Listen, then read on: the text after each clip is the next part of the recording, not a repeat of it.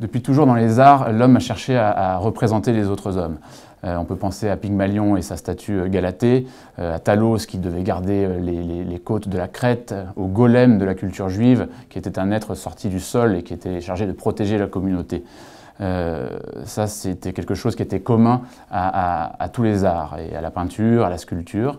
Lorsque le cinéma arrive, évidemment, cette capacité à filmer le réel et à rendre vraiment réaliste les choses filmées a bien sûr inspiré de nombreux cinéastes.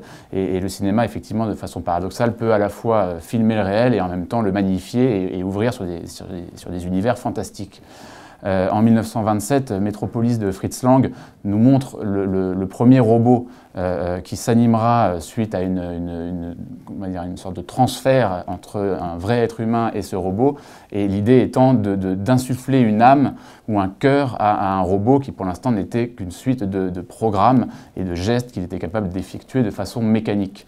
Et donc c'est assez intéressant de voir que si tôt dans l'histoire du cinéma, on a à la fois cette crainte du monde industriel, c'est-à-dire qu'à l'époque le robot, terme qui est inventé en 1921 par un écrivain tchèque et qui veut dire travail forcé, à l'époque le robot c'était la machine qui reproduisait des tâches pénibles, dans le but évidemment de soulager l'être humain, et on peut penser aussi au temps moderne de Chaplin et à de nombreux films qui ont repris cette thématique du robot comme vraiment outil mécanique. Et c'est en 1950 qu'avec le développement des premiers ordinateurs et des premières interfaces entre la machine et de l'électronique, on a pu commencer à rêver à l'idée d'apprendre de façon de plus en plus précise aux robots à faire des tâches de plus en plus variées.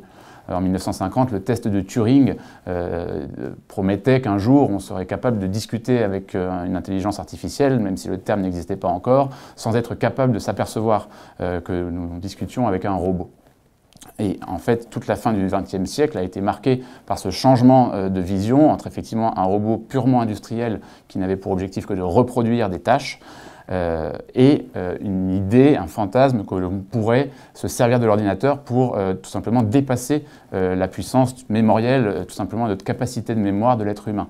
Et au fil du temps, comme souvent avec les créations que peut faire l'homme, l'homme a voulu se mesurer un peu à sa création, et on a vu avec d'abord le jeu de dames dès 1952, puis après, bien des années plus tard, avec 1997 où Kasparov, le champion d'échecs, est battu par une machine, et puis très récemment les joueurs de Go, les joueurs de poker à leur tour.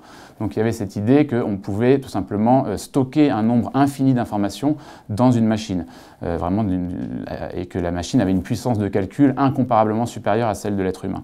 Donc là, il y a eu la deuxième phase de l'apprentissage qui était de se dire on va se servir de la machine tout simplement comme un supercalculateur, comme une mémoire géante.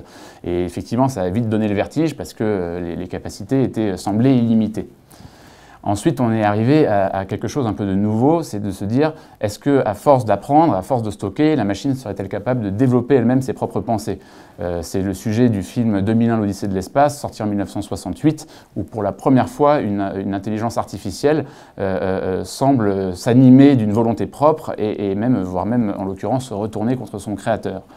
On peut voir que dans ce film, Kubrick était particulièrement visionnaire puisque l'intelligence artificielle du film est capable de lire les conversations humaines sur les lèvres. Or, en 2016, un Lipset, le logiciel capable donc de lire sur les lèvres, a été créé, donc vous voyez, presque 50 ans plus tard.